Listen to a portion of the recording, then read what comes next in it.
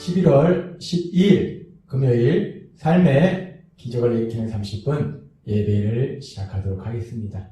하나님께서 오늘 우리에게 주신 말씀은 사도행전 1장 4절에서 8절까지 말씀입니다. 이 말씀 제가 봉독하도록 하겠습니다. 사도와 함께 모이사 그들에게 분부하여 이르시되 예루살렘을 떠나지 말고 내게서 들은 바 아버지께서 약속하신 것을 기다리라. 요한은 물로 침례를 베풀었으나 너희는 먼 날이 못되어 성령으로 침례를 받으리라 하셨느니라. 그들이 모였을 때에 예수께 여쭈어 이르되 주께서 이스라엘 나라를 회복하심이 이때니까 하니 이르시되 때와 시기는 아버지께서 자기의 권한에 두셨으니 너희가 알 바 아니요 오직 성령이 너희에게 임하시면 너희가 권능을 받고 예루살렘과 온 유대와 사마리아와 땅끝까지 이르러 내 증인이 되리라 하시니라. 아멘. 오늘도 이 시간 하나님께서 우리에게 말씀하실 때 하나님의 말씀을 듣기 전에 잠시 기도하는 시간 갖도록 하겠습니다. 하나님 아버지 감사합니다.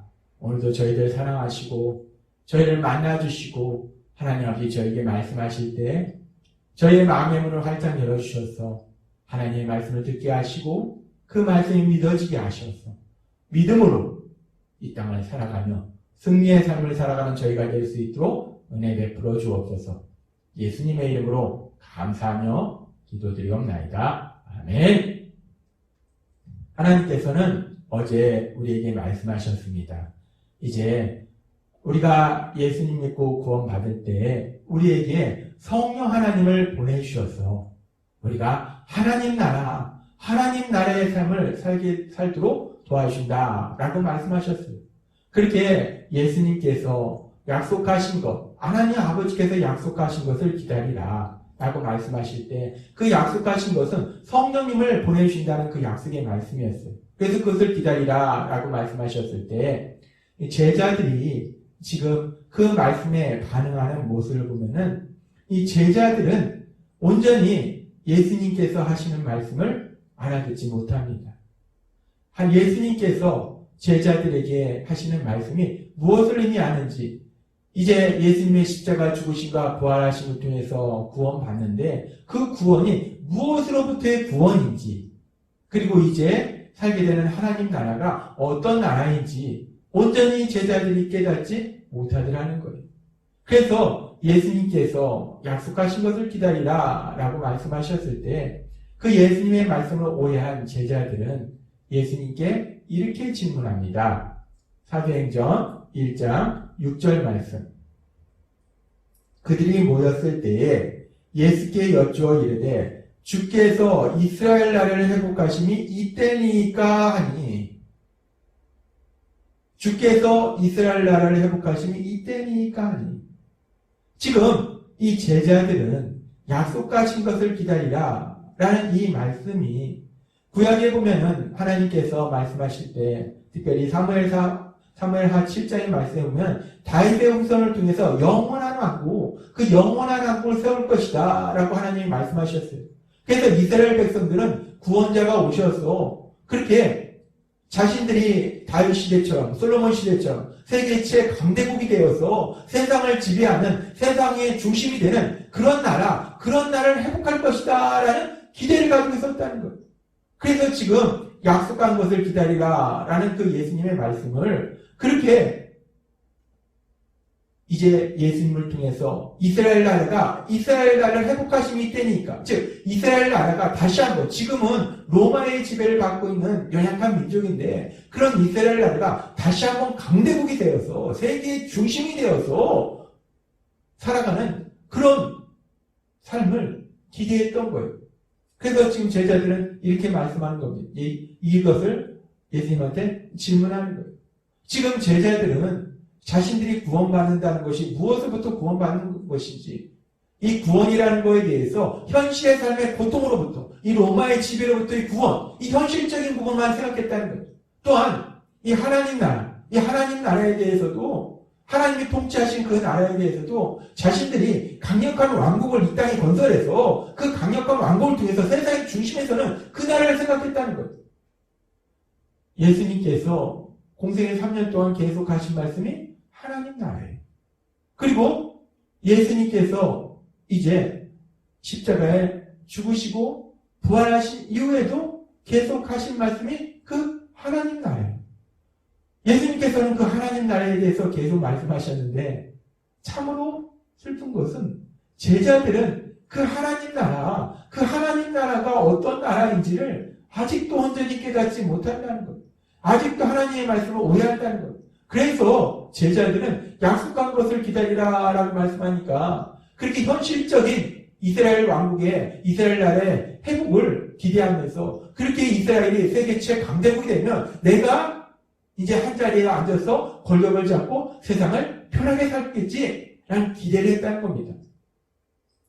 이 제자들이 예수님께서 3년의 공생의 사역을 시작할 때 그들이 예수님에 대해서 생각한 그 부분이 이런 부분이 예수님을 구원자로 생각한 것이 현실의 구원자, 자신들 로마의 압제로부터 지배로부터 구원해줄 그런 구원자를 기대했어요. 근데 예수님께서 십자가에 돌아가심으로 인해서 그런 모든 기대가 와르르 무너졌어요. 이게 아니네. 예수님이 우리를 현실의 이 고통에서 구해주실 분이 아니네. 와르르 무너졌는데 그런데 그 예수님이 이제 죽으시면서 부활하셨어요. 그래서 이제 그들은 더욱더 강력하게 죽음에서 부활하신 예수님이라면 그렇다면 우리를 이 로마의 압제로부터 벗어나게 하고 다시 한번 세계 최강대국이 되도록 이 나라를 회복하는 이스라엘 나라를 회복하시는 그런 놀라운 역사를 이루시겠지 라고 기대를 했다는 겁니다. 그래서 지금 제자들이 이렇게 예수님께 질문한다는 거예요. 참 이런 제자들의 모습을 보면 참 답답합니다. 참 제자들의 모습이 어리석고 미련해요. 예수님께서 그렇게 하나님 나라에 대해서 말씀하셨는데 그런데 그 예수님의 제자라는 사람들이 여전히 그 하나님의 말씀을 예수님의 말씀을 오해하더라는 겁니다. 아직도 온전히 알아듣지 못하더라는 겁니다. 그런데 그렇게 답답하고 미련하고 어리석어 보이는 그런 제자들의 모습을 보면서 하나님께서는 오늘 우리에게 다시 한번 생각하게 하십니다.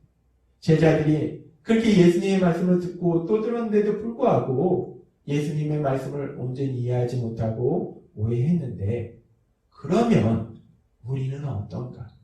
우리는 하나님의 말씀을 온전히 깨닫고 있는가? 혹여나 우리도 제자들처럼 우리가 해석하고 싶은 대로 하나님의 말씀을 해석하고 있지는 않은가? 우리가 하나님의 말씀을 오해하고 있지는 않은가? 내 생각대로 우리가 하나님의 말씀을 오해하는 것은 아닌가 라는 부분을 하나님께서 우리에게 다시 한번 생각하게 하십니다. 예수님께서는 계속해서 제자들에게 이렇게 말씀하십니다. 사도행전 1장 8절 말씀. 오직 성령이 너희에게 임하시면 너희가 권능을 받고 예루살렘과 온 유대와 사마리아와 땅끝까지 이르러 내 증인이 되리라 하시니라 라고 말씀합니다. 여기서 예수님께서 아주 중요한 말씀을 하시는데 성령이 너희에게 임하시면 이미 예수님께서 아버지께서 약속하신 것을 기다리라. 아버지께서 약속하신 것이 성령 하나님이기 때문에 예수님은 다시 말씀하신 거예요. 그래서 너희가 기다려서 그 성령님이 너희에게 이제 임하시면 그렇게 성령님이 너희와 함께 하시면 너희가 권능을 받는다라고 말씀합니다. 그래서 권능, 이 권능이라는 헬라어 원어는 드나미스라는 단어인데 파워, 능력을 의미해요. 성령님이 너희에게 임하시면 능력을 받는다라고 말씀합니다. 능력을 받는다. 이 능력, 우리가 좋아하는 단어입니다. 능력. 근데 우리가 이 성령님이 우리에게 임하시면 능력을 받는다라는 이 단어를 지금 제자들이 예수님께서 그렇게 말씀하셨음에도 불구하고 하나님 나라에 대해서 오해해서 단순히 현실에서 이루어지는 어떤 이스라엘의 회복을 하나님 나라로 오해하듯이 예수님을 믿는 우리들도 때에 따라서는 이렇게 성령님이 임하실 때 우리가 받게 되는 능력, 그 능력에 대해서 오해하는 경우들도 있다는 겁니다. 우리가 그렇게 성령님이 우리에게 임하시면 우리가 받게 되는 능력을 단순하게 어떤 놀라운 기적을 행하는 능력 또는 예언을 하는 능력, 방언을 하는 능력, 또 병자를 치료하는 능력 이렇게 우리 눈에 보이는 어떤 가시적인 놀라운 역사를 이루는 그런 것이 사도행전 1장 8절에서 말씀하는 성령님이 우리에게 임하실 때 우리가 받게 된 능력이다 라고 오해하는 경우가 있어요.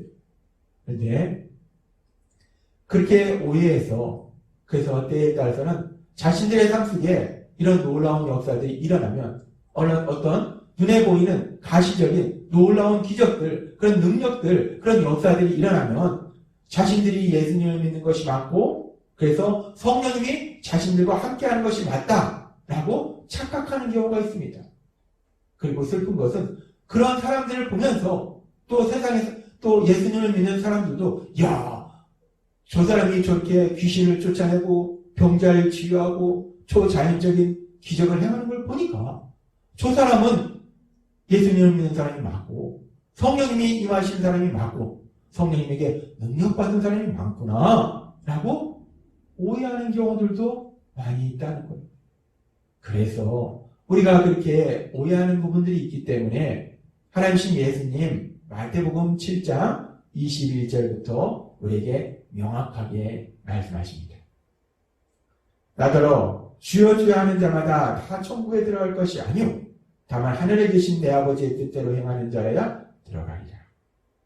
그날에 많은 사람이 나더러 이르되 주여 주여 우리가 주의 이름으로 선지자 노릇하며 주의 이름으로 예수님의 이름으로 하나님의 말씀을 선포했다는 거예요.